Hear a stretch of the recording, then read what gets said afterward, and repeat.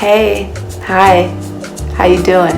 How you doing? Hey guys, welcome back to my channel. My name is Gina.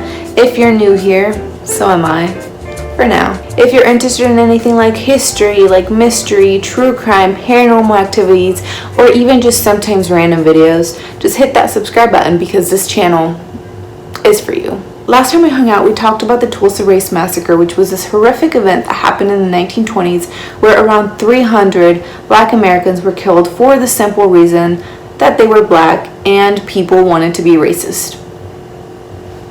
No, really, that's pretty much it, guys. Seriously. Today we are moving from one horrific event to another, and today is the death and murder of 3-year-old Olivia Jansen. If you're anything like me, you tend to skip over these videos. You don't want to hear them, you don't want to think about it, because the world is already really crappy sometimes, and just hearing that people can do these horrible things to children, just I can't deal with it. So if you're anything like me, you can go ahead and click out of this video because it is going to be a disheartening video. It is going to be hard to listen to. I'll just see you in the next video if you do want to skip. I wanted to make this video because Olivia Jansen lived around 3 minutes away from the house that I grew up in. It's a case that I'm very physically close to as well as very invested in. I wanted to make this video to the best of my abilities, only relying on reliable sources like things that have come out on the news, things that the family has said, and basically just keeping that level of respect with the family and with my community and for my listeners, just so that you guys get the facts and not rumors, because you can get rumors anywhere else, but I don't want rumors right now. I just want to talk about what really happened. Without further ado, let's get started. On the morning of Friday, July 10th, an Amber Alert was issued for 3-year-old Olivia Jansen. The Amber Alert stated that Olivia was around 3 feet tall, weighed around 50 pounds, had brown hair, blue eyes, and was wearing pajamas, a pink top specifically with teal or purple pants. Her father, Howard J. Jansen III, had shown up to the Kansas City, Kansas Police Department to let them know that his daughter was missing. He showed up at around 8:30 in the morning, and news sources say that Howard said that his daughter had been missing since around 5:30 in the morning when he woke up and she wasn't there. The back door had been opened, Olivia was nowhere to be found, and so I don't know, maybe I guess he decided to wait 3 hours before he notified police. You know, he could have possibly been calling friends to see if anyone had seen her, family, you know, but it was still very suspicious that it had been 3 hours, and just then he was showing up to the police department to let them know. Weird. At around 9 in the morning, after he had shown up to the police department, he called his stepmom and then he called his father and let them know the baby is missing, the baby is missing. His stepmom said that when she heard him say that, she knew that he had done something. Before we continue, I want to give you guys a little bit of background information on the people that we will be talking about. Howard is no longer with Olivia's mother. He's engaged to a woman named Jacqueline Kirkpatrick, who is 33 years old and has 3 children of her own. Whitney, Olivia's mom, only serving time in jail for an unrelated hit and run in which she later turned herself in. Howard had been married before, not to Whitney, but to a woman named Kayla Ferris, with whom he now has a 9-year-old daughter with. Jacqueline Kirkpatrick had not been married, but the father of her children was shot by a man who pleaded self-defense, but was later arrested for a quadruple homicide. True story. Knowing this information, let's fast forward again. Later that same day, as police were investigating, media outlets showed up to the related locations and they started, filming like they usually do. And one of these media outlets recorded a tote bag and a shovel at the back of Jacqueline's silver SUV. This is the first indication that something sketchy is going on. Police received a tip from a neighbor who said that he had been working on his yard at around 7:30 in the morning. And remember, this is around an hour before Howard showed up to the police department to report Olivia missing. He was working on his yard and he spotted a silver SUV very similar to Jackie's. Yeah. 2 people got out, left for around 10 minutes, then they came back into the truck and just drove off. Police go investigate, they go to this trail, and sadly they find Olivia's body. family and friends and neighbors helping multiple law enforcement agencies in this search. Agencies from both sides of the state line helping out in this search, but shortly before 6 o'clock it ended, and it was a result that no one wanted to hear. We want to find them safe and return them home. This is definitely the worst way that this could have ended. But now we need to focus on making sure that whoever's responsible is charged correctly, and we have everything in order to be able to do that. I want to read you something that one of the investigators who found her said, and I have it right here, so let me read it to you. I could see light blue and pink clothing protruding from the dirt, as well as a small portion of a Caucasian child's face and hair. The victim was dressed in pajamas, and her body had been placed in fetal position. The victim had severe bruising all over her face. That night, Howard was arrested and placed on a 48-hour hold at minimum. The listings online said abuse of a child and first-degree murder. The next morning, on Saturday, Jacqueline was also booked into jail for the same reasons.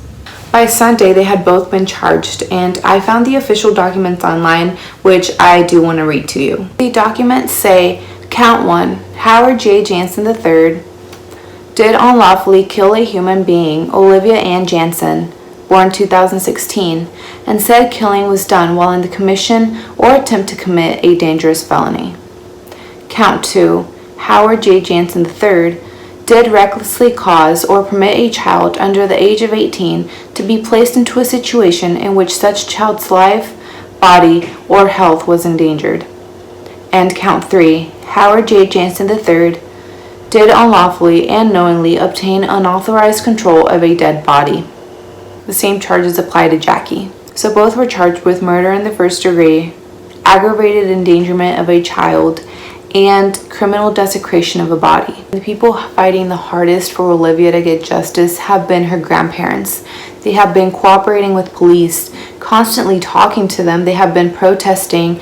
They have been asking the public for help. They have been talking to news and media outlets just to get justice for their grandbaby. They themselves had called the police after seeing Jacqueline post some concerning post on Facebook about how she wanted to end her life, and police went to check on Jacqueline and the family, but no one responded. No one answered the door. So they just left, and they just told Elizabeth Jansen, which is Howard's stepmother and Olivia's step-grandmother, that she would have to contact the DCF, which is the Kansas Department for Children and Families. Elizabeth did just that, but nothing really came of it. We fed the birds together. We watered the bird baths together. I had to push her in the hot sun, in her swing, in her car, down the driveway, crazy, to go check the mail. And all that's gone. I don't want it back. Elizabeth Jansen says her stepson kept her granddaughter Olivia away since March.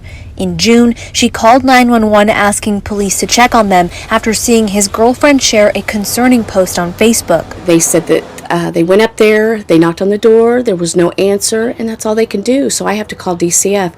And I'm crying to him, that's all. She says a call to DCF didn't bring any more comfort. And then 2 days later, we get that email saying that, they were going to put an investigator on it, and I could send more information, but otherwise I wouldn't be contacted. Less than 3 weeks later, Olivia was found dead. There were other phone calls not made by Elizabeth to Howard and Jacqueline's house related to juvenile abuse as well as welfare checks. So this household was on the police's, I don't know. This household came to the police attention multiple times, and nothing was really done about it. This could have been prevented, and it wasn't. Elizabeth told news sources that she knew that if Olivia went to live with Jacqueline and Howard, she wouldn't be safe because she would be around drugs, and also Howard and Jacqueline owed people money. So it really wasn't a safe environment for Olivia at all. The DCF knew this and nothing was done about it, so Olivia's grandparents are now asking the DCF to release the official documents that they have on Olivia's case, but the DCF isn't really listening to them. Olivia isn't the only child that was failed by the DCF. Evan Brewer, Andrew Jones, and Mecky Boone were 3 other children who had open cases with the DCF, but who were murdered by people who were supposed to love them way before the DCF was able to help them. Mark Dupree is a Wyandotte County District Attorney who, after Olivia's death, he came forward asking people, if you know anyone going through child abuse, committing child abuse, make sure to make that phone call to the DCF so that they know about it, essentially. And he's getting a lot of backlash because his wife, Chanel Dupree, is actually the regional director, I believe, of the DCF. And so they are very involved. They are the people that could have done something about it, but they didn't. And the fact that he's asking people to come forward with information instead of, asking the DCF to do something whenever they do get reports on child abuse, he's getting backlash for that. And it's understandable because, Olivia's family made that phone call. Mecky Boone's family made that phone call. Andrew Jones' family made that phone call. Evan Brewer's family made that phone call. And still, all 4 of them were killed before the DCF was able to do anything. After Olivia's death, dozens of people gathered outside of the DCF protesting, justice for Olivia. A march starting at the Wyandotte County Courthouse, ending a few blocks away at the Department for Children and Families in KCK. Protesters making noise over what they call incompetence at DCF. And the DCF still hasn't really spoken up about it, except I'll show you a clip. I'll insert a clip because the DCF did have something to say, but it wasn't what people were expecting. No, not at all. Meanwhile, department officials are reviewing what else they could have done. You're the leader of this organization. Did your workers do enough to protect Olivia from child abuse and eventually death? What I would say to that is, from what I know today, I believe that my workers did their best work to protect this child based on the information and reports they had. She also added her workers did follow procedure in this case. KMBC has another open records request into the department for the full case file. DCF saying that could take a while until all the parties in this case are notified. See, that's not okay. And I hope that the DCF, the people that work there, come to their senses because we're talking about children's lives. We're talking about their quality of life. We're talking about children and their innocence and their life. I don't know.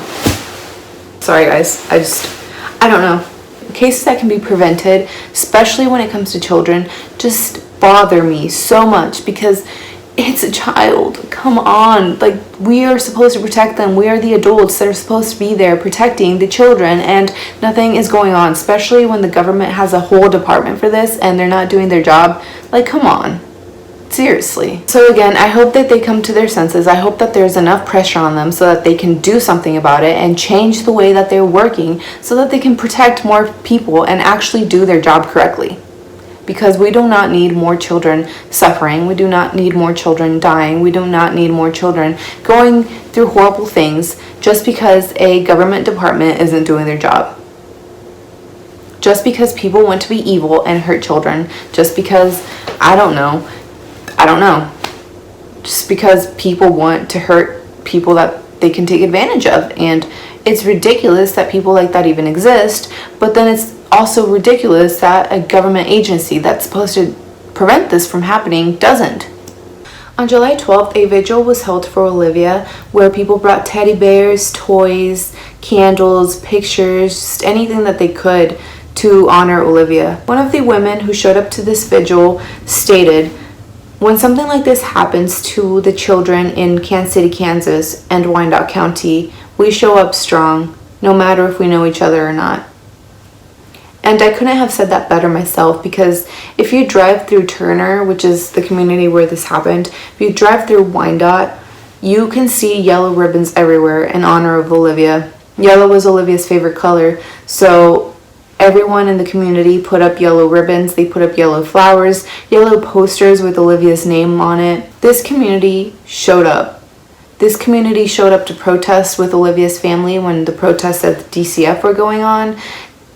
This community is doing a good job at keeping Olivia's memory alive. Olivia's mom, who I mentioned earlier, is in jail. She was able to show up to this vigil through a video call.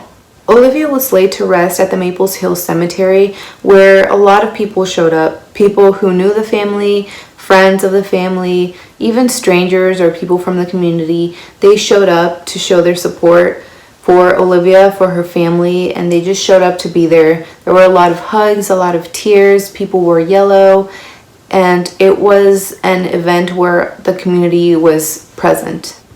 Olivia was described as smart, spunky, curious, loving, and as a bright light who now shines over those who love her and those who she loved.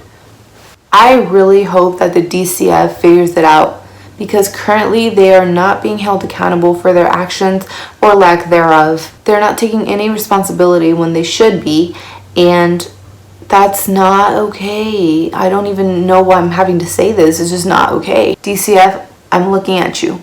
Do something. Change something. Seriously. Something needs to change, because we cannot continue having children go through all these horrible things when there is a whole department of the government who has that information in their files and they're not doing anything about it. They need to be held accountable. They need to change the way that they handle their cases, and they need to just improve. Realize that they are not doing things correctly and just make changes for the better. So DCF, figure it out. Seriously, do it. And guys, we're all adults here. We all know that we need to be taking care of our own children, as well as, any other child that we see, any children from our community, from other communities. We just need to be there protecting the children, because we are the adults. That's kind of what we're here for. I mean, I know that's not really all that we're here for. You know what I mean. You know what I mean. Seriously though, protect the children. If we see any signs of abuse, make sure to call the DCF, call an agency, call the police, call someone, do something, because if we're not doing something, no one else will. And if we're not constantly calling, annoying, bothering the government agencies, they might not do something either. So make sure that you do that. We all have roles to play, is essentially what I'm saying. And we need to make sure that we do our part to make this a better place for our children. I offer my condolences, my respect, my love to Olivia's family. I hope that they get the justice that they deserve. I hope that I have done an okay job at, explaining the situation. I know that more things are coming out. I know that I might have not gotten all the details, or I've gotten some things missing or whatever, I don't know. But I really do hope that I did a good job and that I am honoring Olivia's memory, because she deserves it and she deserves justice, and her family deserves peace, love, justice, everything positive. Make sure to leave a comment down below, in support of Olivia's family. Make sure you let them know that they are not alone, that we are here for them. I'll list all of my sources in the description box, because I want to make sure that you guys know where I got my sources from. And I will also, if I find any petitions, I will link the petition links below. If you think this video is worth sharing, please do. I do want to thank you for hanging out with me. I do want to thank you for listening to Olivia's story, and I want to, thank you for your support. I hope that you have a good rest of your day. See you next time. I just don't want her to be forgotten. I want this tragedy to stand for something.